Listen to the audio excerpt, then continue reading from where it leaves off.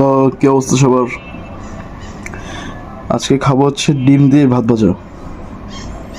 তো আজকে আমার খেতে অনেক দেরি হয়ে গেছে। দুপুরে খাওয়ার কথা ছিল, কিন্তু টুকটাক ব্যস্ততার কারণে খেতে পারি নাই।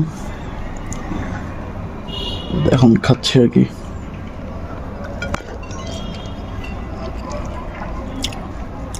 অলরেডি অনেক সন্ধ্যা হয়ে গেছে।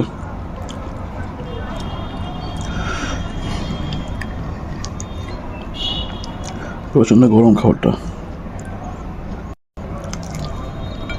ভালো হয়েছে।